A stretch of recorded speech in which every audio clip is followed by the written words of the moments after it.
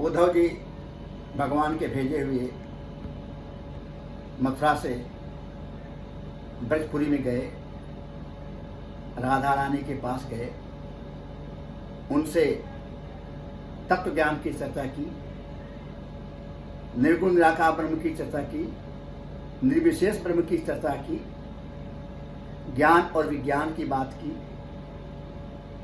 राधा रानी ने पूछा, उद्धव और भी कुछ कहना है आपको? जब उद्धव ने कहा नहीं, इसके आगे मुझे कुछ नहीं कहना है, तब राधा रानी ने कहा, उद्धव तुम अति भ्रमित हो, बांध गठरिया ज्ञान, राधा माधव प्रेम रस, परे ज्ञान विज्ञान। अब तक जो तुमने कहा उसे कहते हैं ज्ञान, और इन 28 तत्वों और उनके बीच में उनके साथ एक 29वां तत्व जो पुरुष तत्व है, उसको लेकर के ये जो है ज्ञान है। लेकिन इस ज्ञान का अधिष्ठान जो है, उस अधिष्ठान को जानना विज्ञान है, जिसे कहते हैं अपरोक्ष ज्ञान। लेकिन सुन लो, इस परोक्ष ज्ञान और अपरोक्ष ज्ञान के परे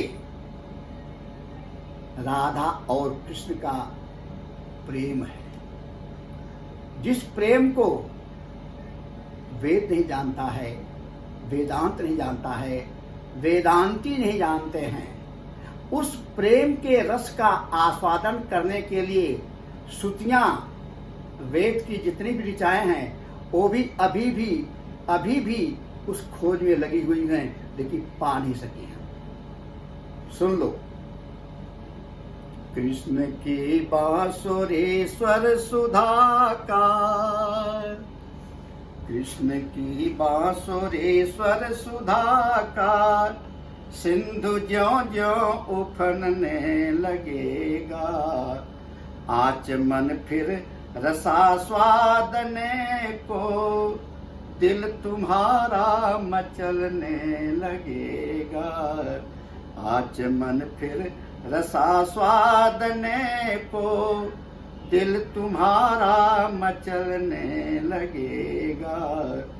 कृष्ण की बांसुरी स्वर सुधाकार, ब्रह्म आनंद इति मुक्ति में है, जन चले धर चरण मुक्ति सिर पे, ब्रह्म आनंद इति मुक्ति में है, जन चले धर चरण मुक्ति सिर पे, मुक्ति के शीश पे पांव धर के, किस तरह ब्रह्मानंदी चलेगा, मुक्ति के शीश पे पांव धर के, किस तरह ब्रह्मानंदी चलेगा। कीरसन का नारद जनक का, नाम तूने सुना ही तो होगा, कीरसन का नारद जनक का, नाम तूने सुना ही तो होगा। रूप माधुर्य में डूबते ही, रूप माधुर्य में डूबते ही, ब्रह्म सुख रस बीना लगेगा, रूप माधुर्य में डूबते ही, ब्रह्म सुख रस बीना लगेगा।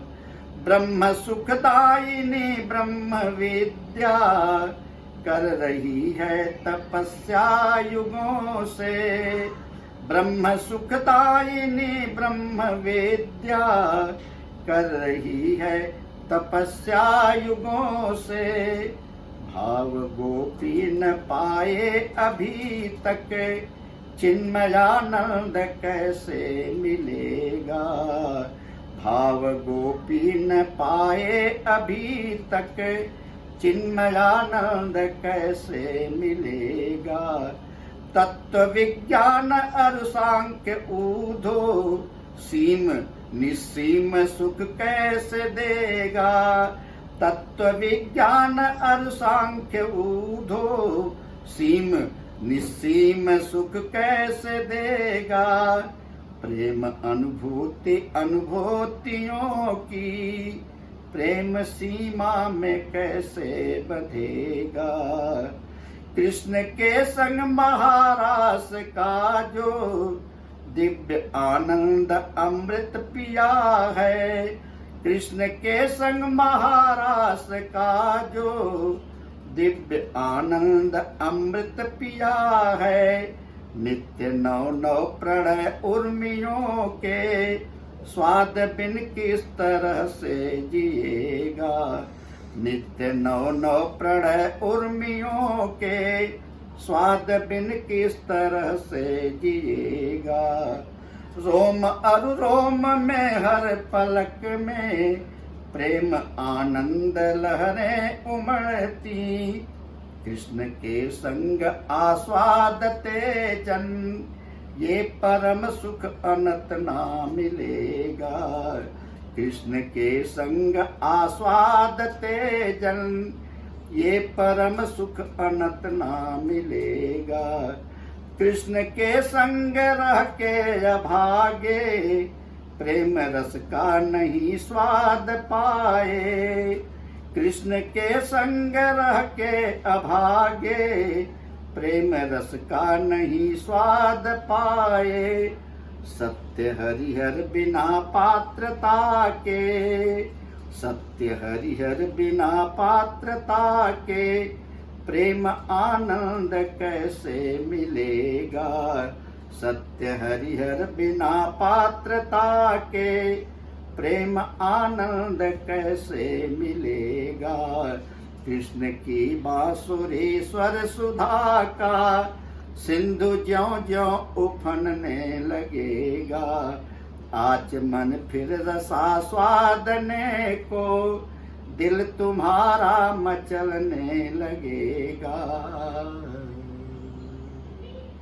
उधो, ये जो तुम्हारा नीरस तत्व ज्ञान है ना, उस गठरिया को जो तुम ढो रहे हो, इस भजन के एक एक पद में अपने को डुबाओ। इस भजन के एक एक पद में अपने को डुबाओ। देखो तुम्हें कितना आनंद मिलता है। तुम्हारी लिप्सा, तुम्हारी अभिप्सा किस प्रकार से कृष्ण की ओर बढ़ती जाती है। सुनो, कृष्ण की वेणु माधुरी, कृष्ण की रूप माधुरी, कृष्ण की लीला माधुरी, एक तीनों माधुरी जो है उनके भक्तों को अपने ओर इस प्रकार से आकर्षित करती है, इस प्रकार से आकर्षित करती है कि उनके लिए संसार में कृष्ण के सिवा और कुछ भी कहीं भी न दिखाई पड़ता है, न सुनाई पड़ता है। भगवान की वेणु माधुरी ऐसी है। उस वेणु माधुरी को सुनकर के त्रिलोकी विस्मित हो गई थी, 14 भुवन विस्मित हो गए थे, और सारे के सारे अपनी नजरों को ब्रज वृंदावन की ओर ही लगा दिए थे। ये वेणु माधुरी आई कहाँ से, आई कहाँ से। अब जब तुम इसको सुनोगे ना, बात है कि मथुरा में भगवान कृष्ण की बंसी तो साथ में उनके है नहीं, इसलिए उसका आस्वादन तुमको मिला नहीं।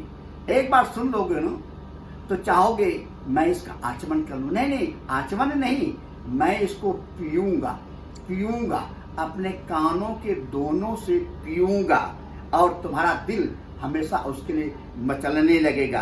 कृष्ण की बांसुरी स्वर सुधा का, सिंधु ज्यों ज्यों उफनने लगेगा। आचमन फिर रसास्वादने को, दिल तुम्हारा मचलने लगेगा।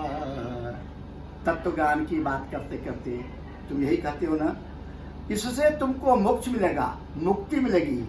अरे सुनो, तत्व ज्ञानी का एंड मुक्ति में ही तो है, उसकी सीमा, ये मुक्ति सीमा है।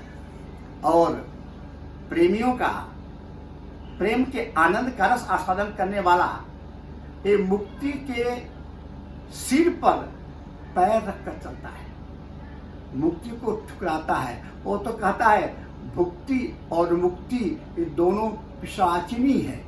जब तक ये पिशाचिनी रहेगी भगवान कृष्ण का प्रेम कैसे मिलेगा?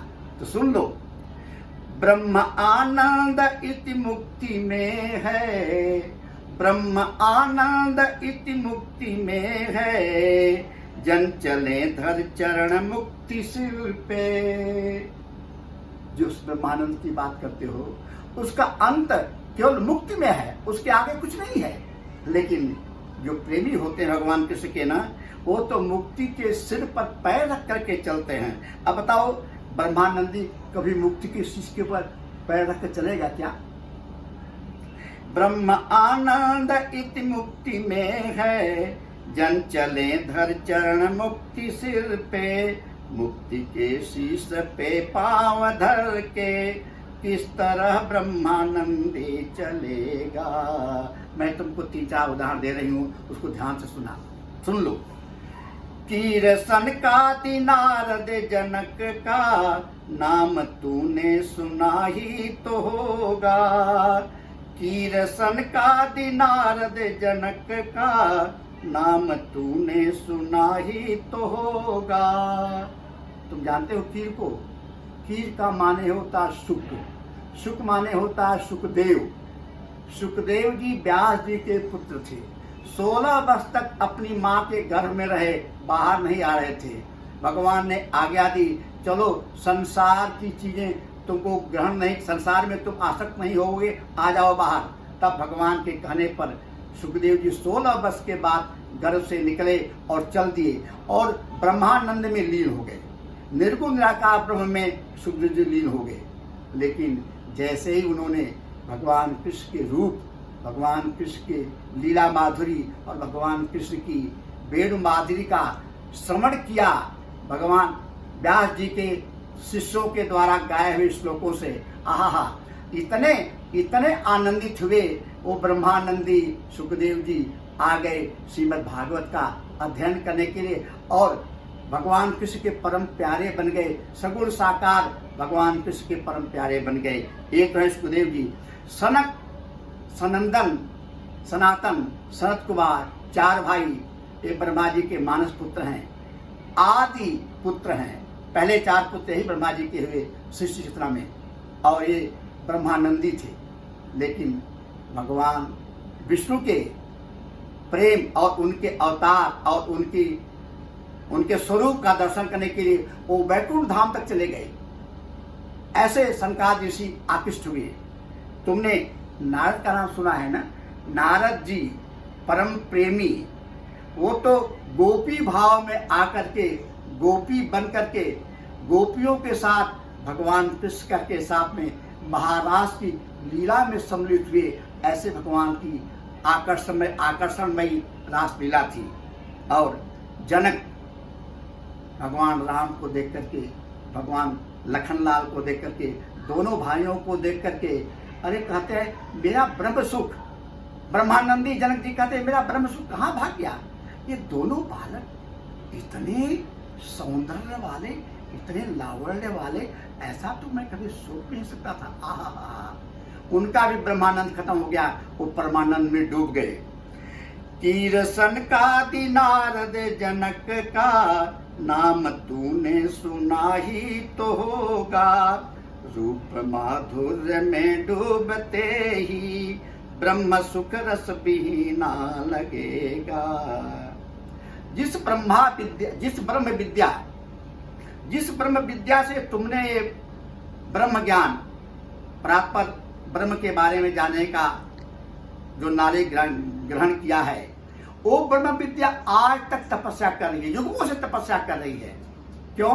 वो कृष्ण के स्वरूप, कृष्ण के प्रेम, कृष्ण की रूप माधुरी, कृष्ण की वेणु माधुरी, कृष्ण की लीला माधुरी का पान करने के लिए। लेकिन आज तक गोपी भाव नहीं पा सकी है।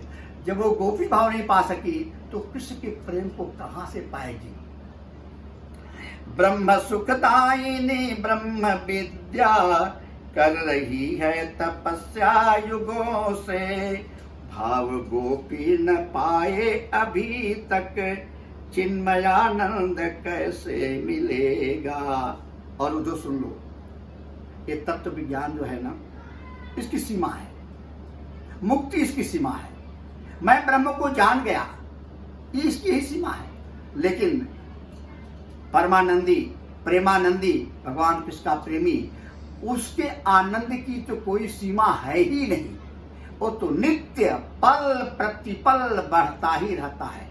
और जो पल प्रतिपल बढ़ता रहे, बढ़ता रहे, बढ़ता रहे, विभु से भी बढ़ करके, विभु की विभुता को पार करता रहे, उस आनंद को ये ब्रह्मानंदी कैसे पार करेगा? वो तो असीम है, असीम है। तत्व विज्ञान और सांख्य ऊधो सीम, निसीम सुख कैसे देगा? प्रेम अनुभूति अनुभूतियों की। ये प्रेम जो है ना, तुम्हारी हमारी अनुभूति, पता नहीं कितने अनुभूतियों की अनुभूति है। पल प्रतिपल ये बढ़ता रहता है, पल प्रतिपल वर्तमान है। प्रेम अनुभूति अनुभूतियों की, प्रेम सीमा में कैसे बंधेगा?